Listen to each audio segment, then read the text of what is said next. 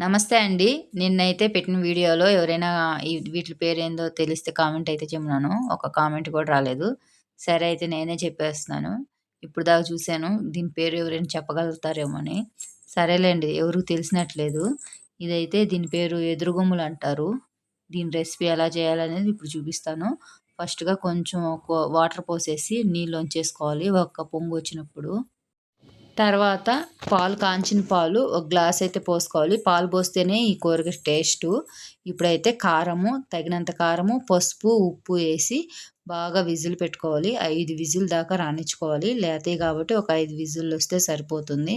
ఇంకొంచెం ముదురుగా అట్లా అనిపిస్తే మాత్రం ఒక 7, 8 విజిల్లయితే పెట్టుకోండి. ఇప్పుడైతే విజిల్ పెట్టేస్తున్నాను. ఇవి ఒంటికి చానా మంచిదండి. చానా తక్కువ. ఇంకా తమిళనాడు సైడ్ అయితే ఎక్కువ దొరుకుతాయి ఇవి ఈ సీజన్‌లోనే. ఇంకా మా ఫ్రెండ్ వాళ్ళైతే తెచ్చిచ్చారు కాబట్టయితే వాళ్ళ ఫ్రెండు ఇంకా చేసేస్తున్నాను. బనశంకర్‌లో గూడా అమ్ముతారు ఇవి. ఇంకా అప్పుడప్పుడు తెచ్చుకునేది. కానీ నేనెప్పుడు వీడియో అయితే పోస్ట్ చేయలేదు. ఈరోజైతే ఈ రెసిపీ ఎలా అయితే చేస్తున్నానో చూసేయండి. చాలా సింపుల్, ఈజీగా తమిళనాడు స్టైల్‌లో.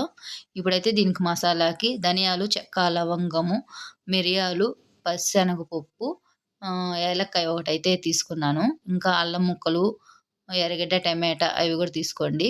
ఇయన్నీ మసాలా ఏయించుకోవాలి. లైట్‌గా దోరగా పచ్చివాసన పోయేటట్టుగా. తమిళనాడు సైడ్ అయితే మసాలా ఇలాగే చేస్తారు. మటన్‌కి గానీ, మసాలా కూరలకు గానీ, దేనికైనా ఇట్లా మసాలా ప్రిపేర్ ఇలా చేస్తారు. ఇప్పుడైతే టమాటా ముక్క గూడా పెద్ద పెద్దగా తరిగేసేసి ఫ్రై చేసుకోవాలి. నేను ఇంకా అల్లం తెల్లగడ్డ అయితే ఏయటం లేదు. నాకాడ పేస్ట్ ఉంది గాబట్టి నేను దాన్నే యూజ్ చేస్తున్నాను. అలా లేకపోతే ఇంకా తెల్లగడ్డ, తెల్ల అల్లం ముక్క ఏసేసుకొని అవి గూడా ఫ్రై చేసేసుకోవాలి. ఇంక విజిలయితే పోయింది. ఇంకా ఉడికిందా లేదని ఒకటి నోట్లో అయితే ఏసుకొని చూడండి. బాగా అయితే ఉడికిపోయింది. మెత్తగా ఉంటుంది. ఇంకా దీన్ని పల్లెం గూడా జేస్తారు. చానా రకాలైతే చేస్తారు. నేనైతే మసాలా పెట్టి వండుతున్నాను. ఇప్పుడైతే ఫ్రై చేసేసుకుంటున్నాను. లైట్‌గా పచ్చివాసన వచ్చే వరకు పోయే వరకైతే ఫ్రై చేసుకోవాలి. ఇంకా చల్లారినాక మిక్సీకేసేసుకొని పేస్ట్‌లాగా చేసేసుకోవాలి. ఇంకా తమిళనాడు స్టైల్ అయితే మసాలా ఎప్పుడు ఇలాగే చేస్తారు. ఇంకా కొంచెం కొబ్బరి గూడా యేసుకుంటే బావుంటది. నేను ఓవర్ మసాలా అట్లా లేకుండా లైట్‌గా యేసుకుంటున్నాను మసాలా. ఇంకా గసగసాలు, ఒక జీడిపప్పు ముక్క అవన్నీ యేసుకున్నా గూడా చానా బావుంటది. నేనింకా అవన్నీ ఎయకుండా నార్మల్‌గా మనం ఇంట్లో ఏమేమి ఉంటాయో అవైతే యేసేసి చేస్తున్నాను. ఇప్పుడైతే మిక్సీ జార్‌లోకి తీసేసుకుంటున్నాను.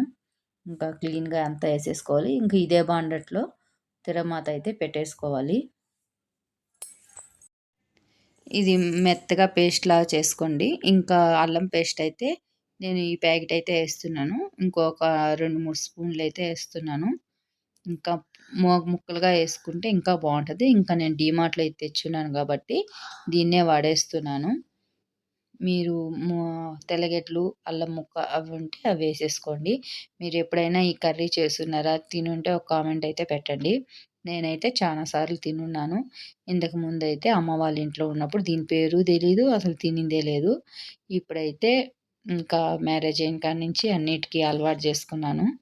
ఇంకా పేస్ట్ అయితే చేసేసుకున్నాను. ఇంకా తమిళనాడు స్టైల్ వంట కాబట్టి ఖచ్చితంగా వడియం అయితే ఏసేస్తున్నాను. వడియం అనేది అందరికీ తెలిసుంటది. ఒడుము అనేది ఏందనేది ఈ వీడియో కింద లింక్ అయితే ఇస్తాను. అదేందో చూసేయండి. ఒడుము అయితే గూడా మీకు తెలిసుంటే ఒక కామెంట్ అయితే చేయండి. ఇంకా మన ఆంధ్ర సైడ్ వాళ్ళకైతే తెలీదు. తమిళనాడు అయితే ఖచ్చితంగా తెలుస్తుంది. ఇంకా మసాలా రుబ్బిందయితే దీంట్లో ఏసేస్తున్నాను. అలాగే కరివేపాకు అవన్నీ ఏసి నూనెలో బాగా ఫ్రై చేసుకోవాలి.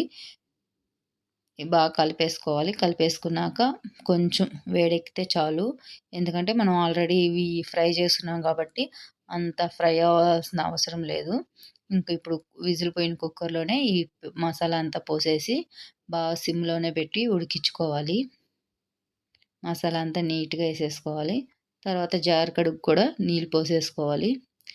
నేనైతే ఎక్కువ మసాలా లేకుండా కొంచెంగా అయితే చేస్తున్నాను. ఇంకా జీడిపప్పు, కొబ్బరి అవంతా గూడా యేసుకుంటే చానా బావుంటది. ఇప్పుడైతే మసాలా నీళ్ళు కడిగినయి గూడా పోసేస్తున్నాను. జార్ కడిగినయి, బాండలు కడిగినయి గూడా పోసేస్తున్నాను. తిరగమాత పెట్టినయి. ఇంకా కలిపేసేసుకొని ఒకసారి ఉప్పయితే చూసేసుకొని, చెక్ చేసేసుకొని, ఇంకా మూత అయితే యేసేసి సిమ్‌లో అయితే పెట్టేస్తున్నాను. నాకు ఇంత సాంబార్ అవసరం లేదు. కొంచెం థిక్‌నెస్ గావాలి. అందుకనైతే సిమ్‌లో అయితే పెట్టేస్తున్నాను. ఇంకా ఒక పక్క అయితే సంగటికి చేస్తున్నాను. చూసారా సిమ్‌లో పెట్టేసి కొంచెం ఎగురు వచ్చే వరకు పెట్టేసాను. మీరెప్పుడైనా ఈ కర్రీ తినుంటే కామెంట్ అయితే చేయండి. మా వీడియో గాని నచ్చినట్లయితే లైక్ చేయండి. ఇంకా మా ఫ్రెండ్ వాళ్ళ ఆయన తెచ్చాడు కాబట్టి వాళ్ళకి బాక్స్‌లో ఏసి పంపిస్తున్నాడు.